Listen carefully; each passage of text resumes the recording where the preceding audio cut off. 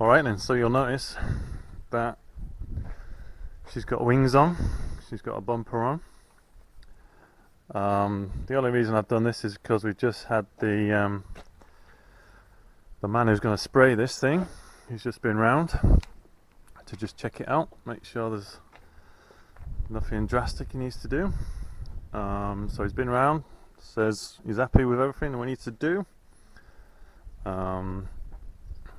You know, hopefully he's fairly impressed with what we've been doing underneath. So yeah, I just popped the wings on, the bumper on, just to show him what we want.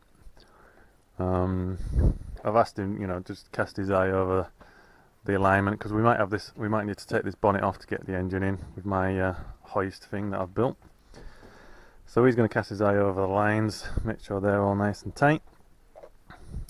So yeah, I just popped this back on so we could have a look, and we're all ready for the 21st of September to get this in, and it's going to look totes the maze, I'm sure. But before then, we've just got the little job of getting this engine back in. So my next job, I think, is to build up some brake pipes down the back of there,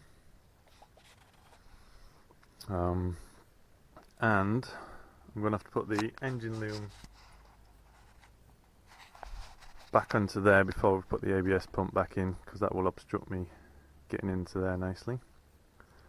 So yeah, a few little jobs to crack on with. So some of these clips from the engine bay didn't quite make it out alive, so we've got to come up with some different solutions. I mean, this one's not too bad, could have cleaned it up, but I thought I'd try and see what I could do otherwise. So here on the side where the fuel lines go, I'm able to use these studs in here, but I needed something to thread back on there. So I don't know if you can see these. I think these are like from the heat shield, and I just searched for Vauxhall plastic nuts, and thankfully these are just the right size. Now that one won't fit in with that flange on, but if I just cut that off, then the nut will go on nicely and we'll hold them in quite well. Okay, so I figured out that this brake pipe is the one that goes to the driver's side along the front here, and it goes along the bulkhead there. So I'm just going to have a bit of a practice making up this as a replacement. I'm going to copy these bends best I can and see how we get on. So to try and get an approximation of how long the brake pipe needs to be, I'm going to use this string and feed it along with my hands, follow the pipe all the way from one end to the other, cut the string, and I can lay it out against the new brake pipe to get a new length.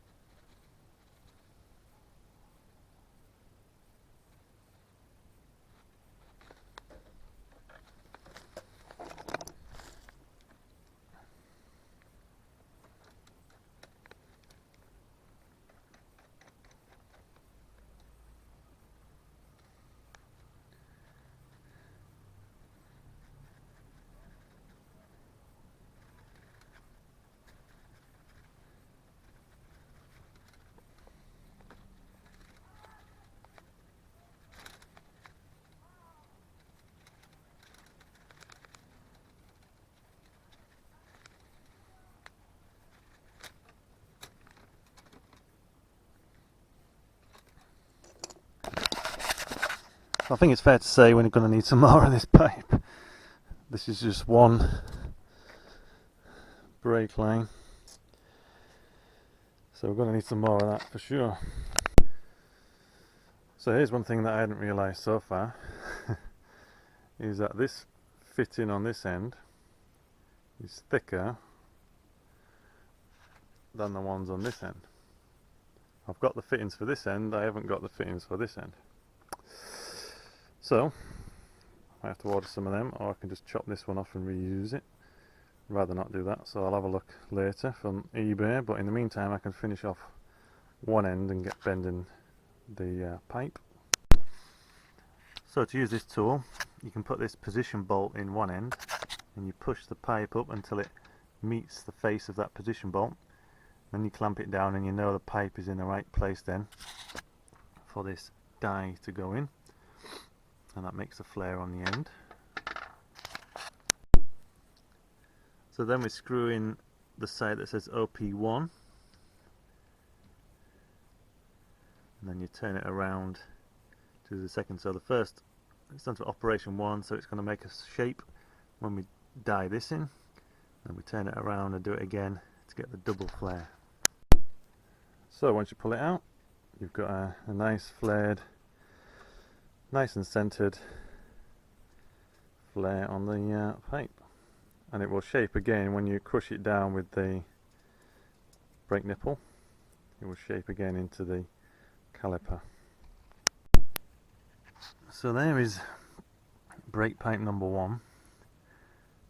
A lot of these bends I actually did by hand in the end.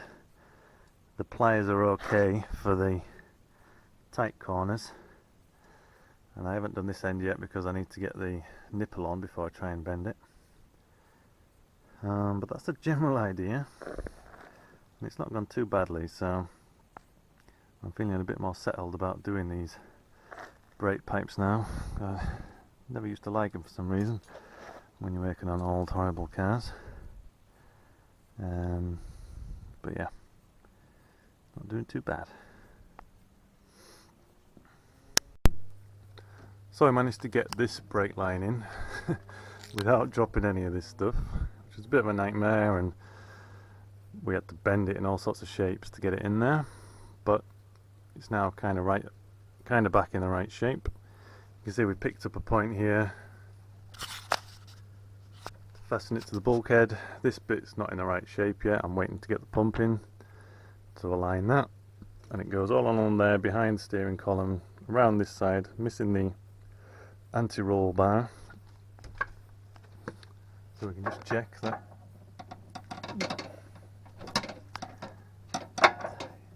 No, not going to clash the anti-roll bar.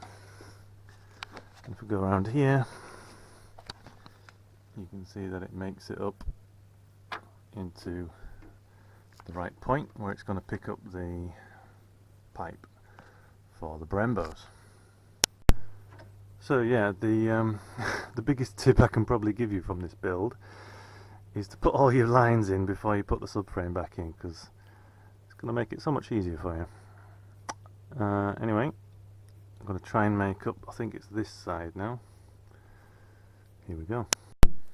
Just to show you the things that other things don't also go to plan. Here's one of the flares that obviously doesn't look right, so I need to chop that off, try again. Hopefully we've got enough spare on this to mean it doesn't matter. But yeah, didn't quite work this one, so we'll try again. Okay, second attempt went fine. So, good to go. So we just put back in the temporarily the ABS pump, and just as a test I put this pipe in, but since then I've realised by looking back at my own YouTube videos, which was another reason why I've been doing these,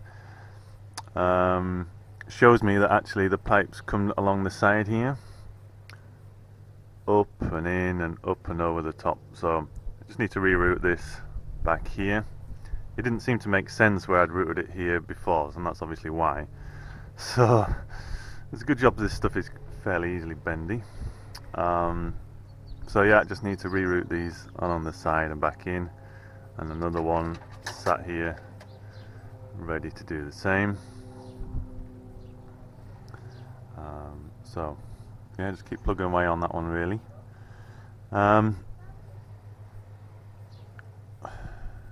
So we just need to keep plugging away on this engine bay, make a couple of, I'm not even gonna compare these ones, but there's two pipes from here that go down the back, so I'm gonna just bend them by hand, slot them straight down there, come along here and in there.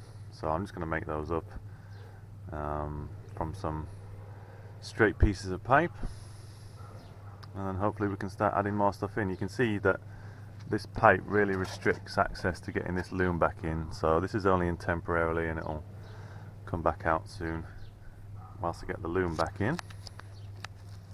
But I think we've got enough content for this video. This is like a part one really of the brake pipes and things, so I'm going to end the video here for the moment. The only other things I've been doing is on the wings I've been trying to treat a couple of rust spots down at the bottom, both inside and out. So they're done. In here, so excuse the mess for a bit.